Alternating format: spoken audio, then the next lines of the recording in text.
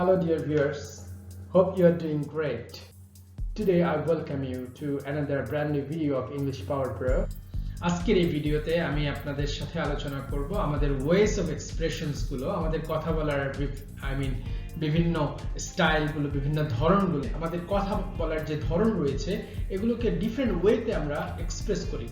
কখনো সাধারণ অর্থে কথা বলি, কখনো রেগে কথা বলি, কখনো ফিসফিস করে, কখনো বা বিড়বিড় করে আমরা কথা বলি।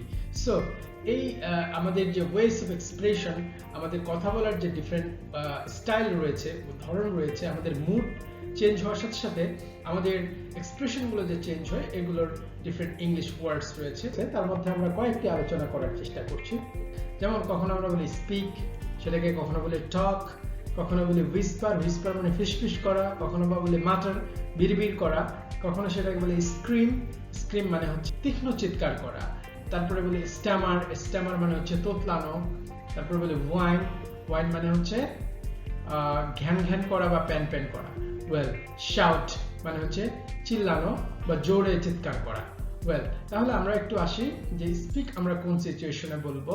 যে সিচুয়েশনে সাধারণত আমরা কোনো ফর্মাল পরিবেশে আমরা বক্তব্য আকারে আমাদের কোনো কথা উপস্থাপন করি সেটাকে আমরা বলবো স্পিক। যেমন he speaking to a seminar, তিনি একটা সেমিনারে কথা বলছেন। He was speaking to the minister, তিনি মিনিস্টারের সাথে কথা বলতেছিলেন একটা ফর্মাল সিচুয়েশন হয়তো, সেক্ষেত্রে আমরা স্পিকিং বলি।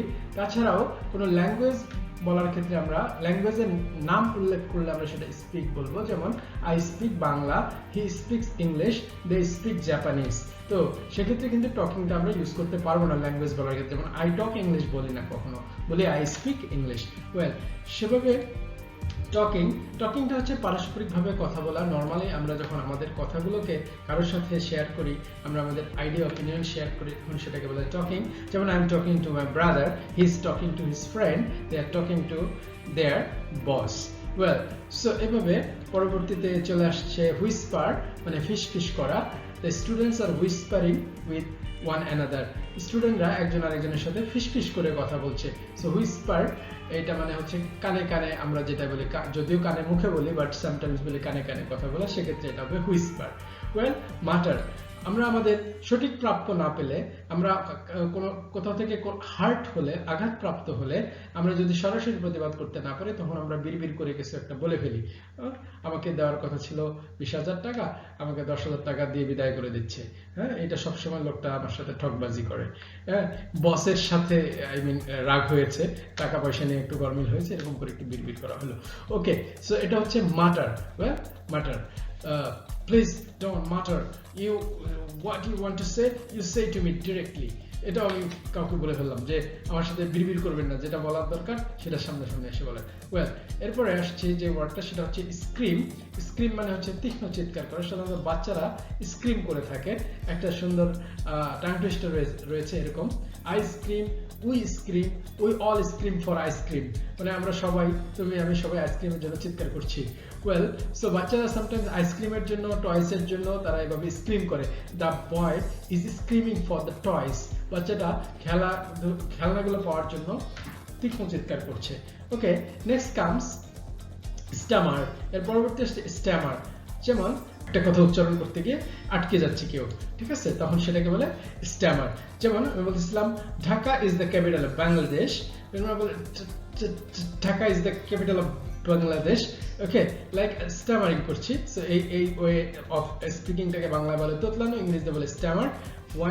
ওয়াইনটা হচ্ছে ঘ্যান করা বা পেন করা। যেমন the beggar whines for money, যে আপনি ভিক্ষুকটাকে বলছেন টাকা নাই আপনার কাছে, তারপরে সে একই কথা বারবার বলছে, সেটা ঘ্যান করা হতে পারে। বাচ্চারাও সামটাইমস ওয়াইন করে for getting something, for getting toys, getting sweets, for getting their preferred objects.